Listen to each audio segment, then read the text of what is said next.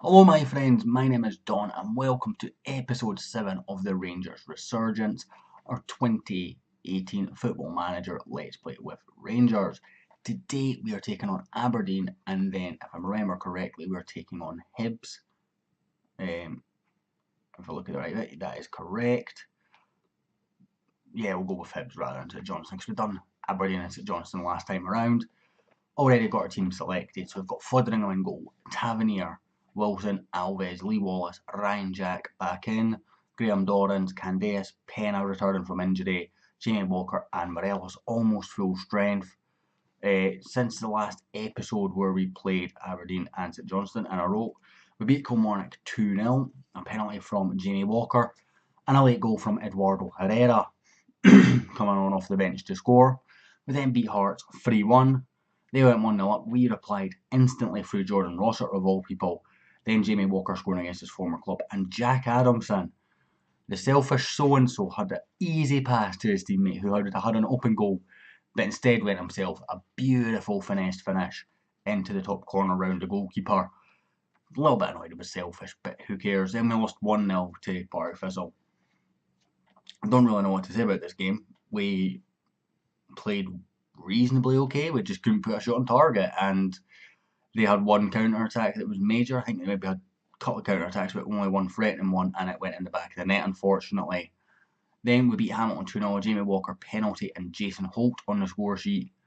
And then we beat Dundee 2-0 to Danny Candace and Jamie Walker with another penalty. So 3 penalties all scored by Jamie Walker in that period of time. As you see though, not a whole lot of work coming in from Morelos. Already warned them, listen, I will drop you. In the last game against Dundee, I actually gave Dapo and Bude a start. A young lad, 16 years old. He's now under English nationality. He is English, Scottish and Nigerian, so he can play for any one of those. But I've got big, big hopes for him. Anyway guys, let's get into this game against Aberdeen. Well in mind, we have made 2 signings. We signed a left back from Morton on a pre-contract. He's young, had 5-star potential. I was kind of hoping that Tony Gallagher would be that guy, but apparently it's going to be this lad from Morton. It's that guy this year in FM. I think Tony Gallagher's got big potential in real life, which is why I kind of looked at him. And then my scouts recommended this lad that I've signed. I can't remember his name off the top of my head. I will show you before the next game. And we have also signed Jai Quitongo from Morton. That's costing £200,000 as that corner comes out to Jack into penalty over the bar. So Quitongo is coming in as well, leaning to him going on to the right wing. 200,000, I've maybe overpaid a little bit, but there's no later payments. League-wise, as you see, we're going into this game quite a number of points behind Celtic. I think we're 8 points behind Celtic coming into play Aberdeen here. As a strange tackle from Lee Wallace does somehow get the ball, but nothing can be done with it. When that header, Adam Rooney wins it instead, but nobody there to meet his flick on. Candace. Oh, that's a poor pass from Candace again.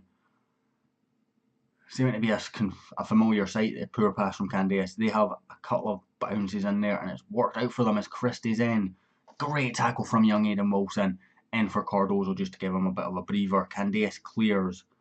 Morelos on the break, and O'Connor just shows him who's boss really. Not so happy with that. So you know what, let's start kicking him off the park again. That worked the last time, didn't it?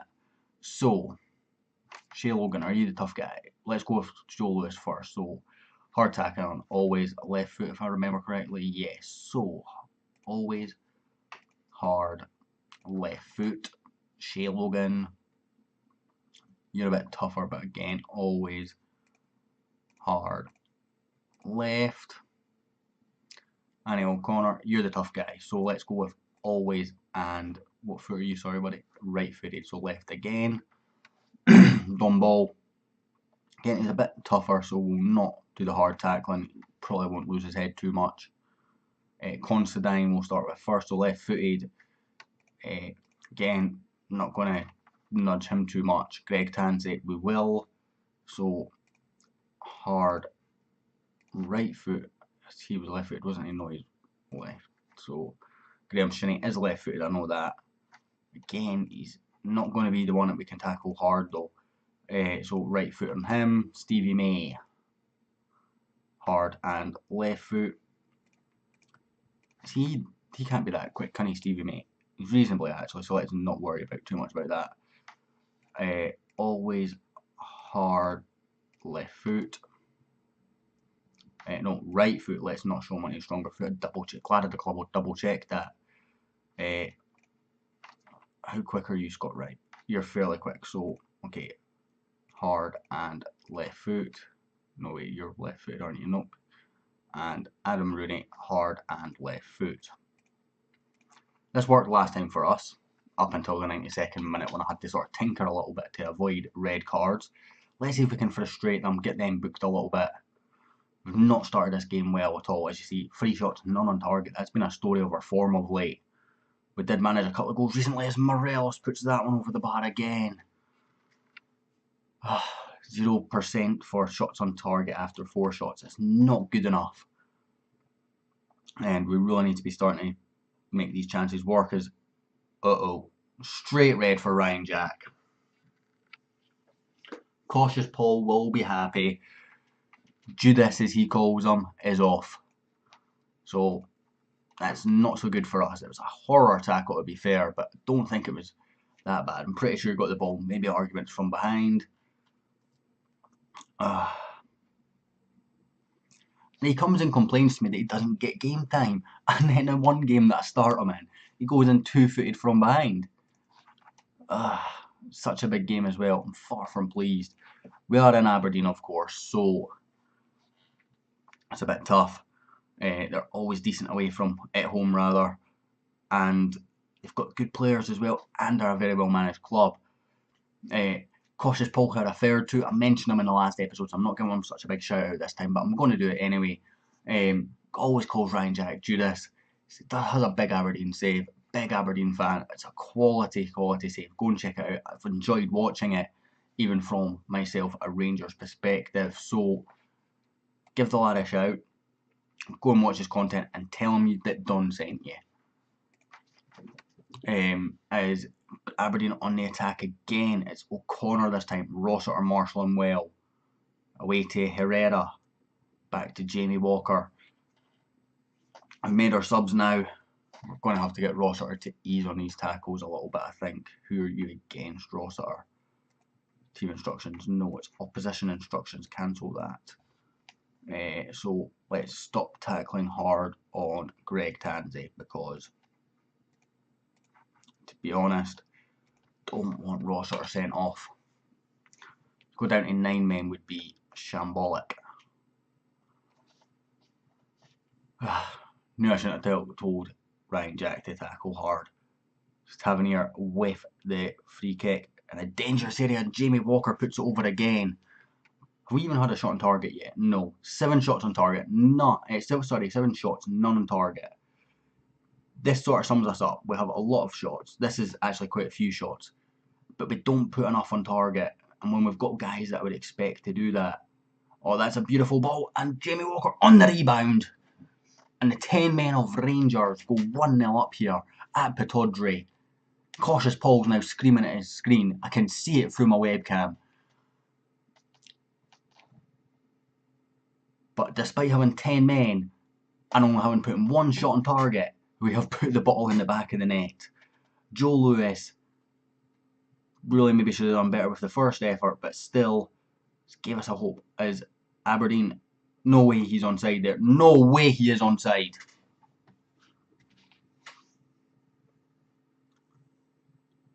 Absolutely no way he is onside. I mean, they deserve it because they've put 3 of their 8 shots on target, but whether we've put 1 of 9. But there's just no danger he was onside there. Wes Foderingham with the goal kick launches forward. Baronis can't win it. Sorry, it's not Baronis, it's Herrera. Baronis, though, fluffing his lines on the reboot. And Aberdeen forward in some numbers here. It's cleared away. Rossiter heads down to Herrera. Herrera to Baronis. Is he going to find one of his teammates? Tries to find Rossiter. Can't quite do it. Rooney plays it into Stevie May. And thankfully for us, Stevie May is extremely selfish. He had a man at the back post, but he went for goal. Joe Lewis with the goal kick now. Plays it towards Ryan Christie. Wilson heads away. Constantine. Walker intercepts, but his pass can't get to Herrera. Rooney. Oh my dear God. Oh my dear fucking God. What happens there? Let's just rewind this. Just a little touch. Not that far. But to about here. What is Lee Wallace doing? Here's Stevie May. I'm just going to run away from him and give him all this space in the world. Oh, you blithering idiot. You're supposed to be my captain, my talisman. That is uber frustrating. I mean, we can't argue that Aberdeen have deserved the victory. We've had more shots, but they've put more on target. We've had poor touches and poor passes in key areas. But the first goal I feel was offside. The second one, what on earth was Lee Wallace doing? He's tried to play offside for no reason other than he feels like going for a stroll. Tavernier into the now to Walker, back to Rossiter. That's a lovely ball. If it's going to fall for Baronis. One shot out of 10 on target. It's just not good enough. And we're now going to be 8 points behind Celtic. Losing only our second game of the season, to be fair, but it's so frustrating. Why can't our strikers with 16 finishing put the ball on target? You know, it's not rocket science. You are a quality professional striker that's supposed to be close to the Colombian squad. You have 16 finishing. I'm sure you've got fairly decent composure as well. I'm not looking particularly at the rest of the squad. So let's look at Morelos. 16 finishing, 13 composure. You should be putting something on target. What's Herrera? You're 13-10. Okay, maybe forgive you. You're away as soon as I can get a bid for you, to be honest. Walker, you're 12-12. You should be putting stuff on target. Candace is similar. No, he's awful at finishing. Ignore that one. So league table, as we go away, we are 1 point clear of Aberdeen, which is shambolic, to be honest, because I've got no idea how. It's so frustrating. So frustrating. I'll be back in just a second with the Hibernian game, guys. Welcome back, my friends. We had a game in between these two games, and it was a 1-1 draw. Disappointing against Ross County. I used a sort of adjusted version of my overload tactic to get us back into the game. It turned out it was from a corner in the end. Aidan Wilson putting it in the back of the net. This game resulted in us having Ryan Hardy up front because Morelos had picked up a knock. I brought Herrera on. He got injured, and at just about 2 minutes after I went overload, ended up with us having to play Bruno Alves up top as a target man. Is literally the best option we had.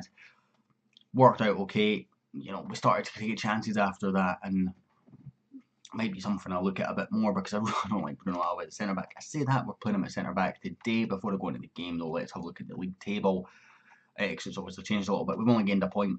Aberdeen, thankfully, only gained a point in the last game week as well, though. So 17 games all the way around, and Celtic 10 points clear, frustratingly. They just don't drop points. We're on 37 points, a point ahead of Aberdeen, who are comfortably clear of Hearts now. So you've got a sort of top one, and then the fight for Europa League is pretty much set in stone. Obviously, the third Europa League place will go dependent on the Scottish Cup to fourth place or the winner of the Scottish Cup. I don't believe it goes to runners-up anymore because it ended up that a team that always seemed to be in the Championship for a couple of years ended up in it. We've got Brigty on the bench for the first time. He's the guy that I brought in because he was a model professional. I was going to put Ryan Jack on the bench, but I just don't trust him. So Brigty comes onto the bench for his first sort of attempt. Jack Thompson was on the bench for the last game. Let's go with that one because that's fun. They lost to Celtic the day after we played Ross County, and in honesty, they lost 2-0, hardly surprising, resulted in Neil Lennon getting sacked. I think that's a bit harsh. Surely you have to sack him before they play the team that's unbeaten at the top, not dropping points, or you give him another couple of games after it. I don't think it's fair to say, oh, we've played Celtic and lost 2-0. Now's the time that we decide you're not good enough. That is extremely harsh. I think it's extremely harsh on the guy that's got them promoted back up into the top division. As well as Pena tries to put a ball into Morelos, Hanlon intercepts. Marciano brings it out, eventually launches it forward. Bruno Alves wins it in the air. Dorrans to Walker. It's the only thing I love about Bruno Alves. He's absolutely dominant in the air. Can't find Morelos though. We just seem to be missing something.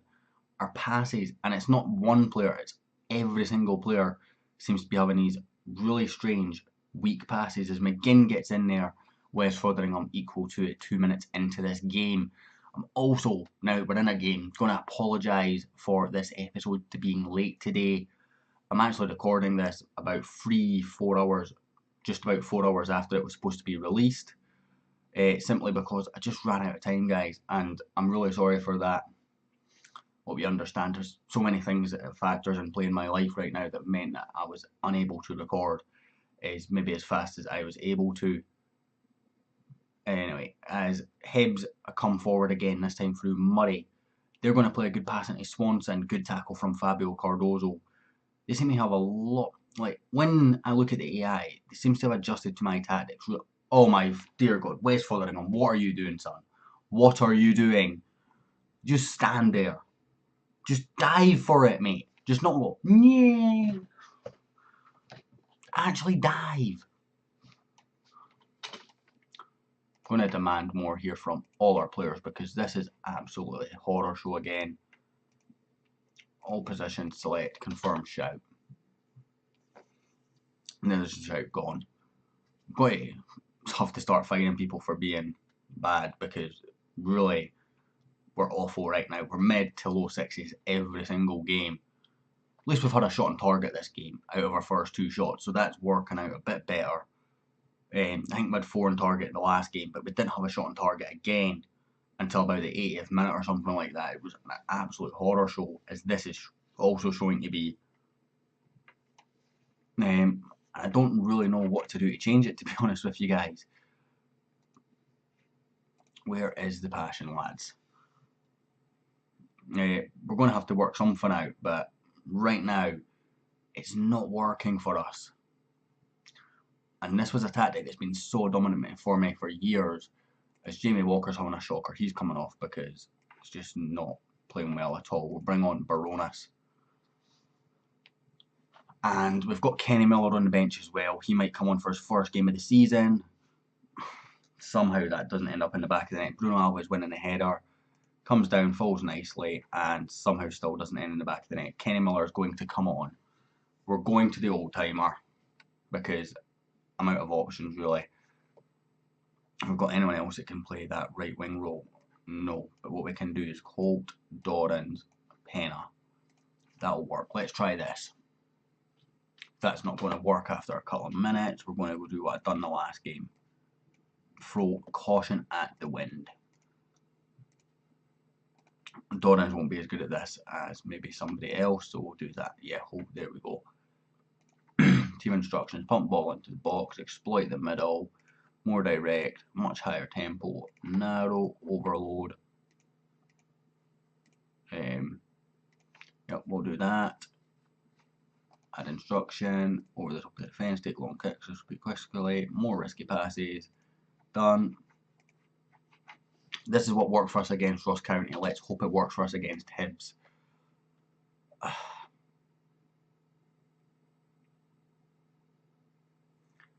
They're coming at us again. Tavernier though plays it forward to Jason Holt. Against Ross County though, we had guys bombing to get up there, and now we don't in this game. Don't understand it, how a tactic with the exact same instructions can do one thing one game and a complete different thing the next. Cardozo wins it in the air. Rossiter, Pena, Dorans. Over the top. Barona's going to pick up. Can he find a ball into the middle? It's in. It's Jason Holt. It's at the post. You're literally seeing every issue we've got just now as well. That's another 7 shots on target in this game with 7 shots with 1 on target in this game so far. It's just not good enough. Decent ball to Holt. Can he find somebody at the back post? No, he can't. Baronas and Miller both not gambling. Baronas gets it back in, but again, it's a rush kick, and Murray is going to have the beating of Alves for pace here.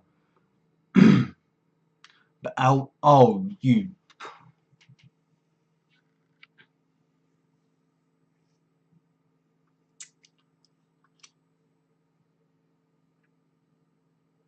I could get sacked here, guys.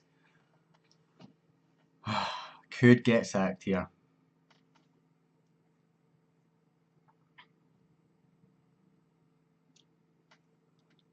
I need to do something in January because this is just not good enough for us. Swanson takes it. Fotheringham's beat. It's his first goal for Hibs as well. 2 shots on target from 18 over the 2 recorded games. And it feels like something's just tweaked on my tactic that has changed. That suddenly every other team in the country seems to have adjusted to. I haven't tweaked anything. I actually tweaked my defensive line to be slightly deeper to protect Bruno Alves against the pace and over top balls a bit more, but other than that, that's the only thing I've changed, and that's only for this game. Because those over top balls that were killing us is Miller, just go and pass it in. Dorans, 1 back. So we've got a bit of hope to get a point out of this game. Finally have another shot on target. A shot on target that's actually a highlight as well. Fotheringham launches it forward. We've not got anyone really tall up top, but Hope does well to bring it down. And then loses it, but Pena's there to intercept. Back into Jason Holt. Can he find a man? You've got 2 men inside. Oh, just play it along that 6-yard box. Make the guy think. Do I come out or do I not? Make the defenders question if the goalkeeper's going to do that, and have a guy gambling in the middle. I guess it's a shot registered on target, but it's not really good enough at all from us. Swanson. Shetton. Anthony Stokes, it's offside. I was about to say that's full time. It's going to be though, as evidence. Again, another poor performance. Another 2-1 defeat. Another goalless game for Morelos, who scored a 6.4. How long has it been since he scored? Let's have a look. So, might actually have it in my newsfeed, but I'm not expecting it yet. So, 1, 2, 3, 4, 5, 6, 7, 8, 9, 10, 11, 12 games since Morelos last scored. That was against Celtic in September. We're now into December. Don't even know what to say about this, to be honest with you lads.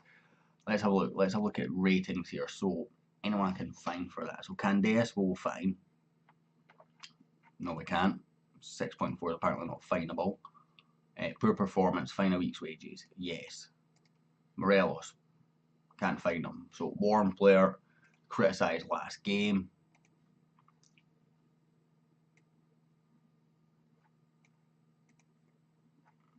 Well, Morelos now hates me. You had a 6.4, buddy. Speak about foreign player. Criticised last game.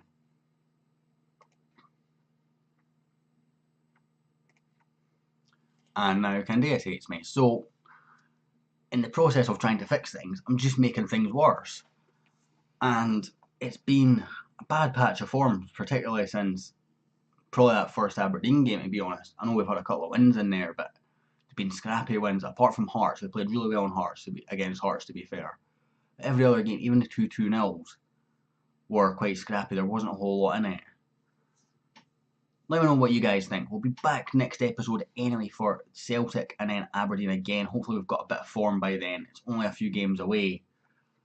In January, we'll have a couple of new players in. We've got Nico Cranshaw going away, but he's agreed a deal with Hajduk, giving us 100k. He'll be going away at the end of the season for free, so I'm going to call that a win for grabbing that. We'll be back next time, guys. I hope you liked this episode despite the 2 results being fairly bad, and I'll hopefully catch you all next time.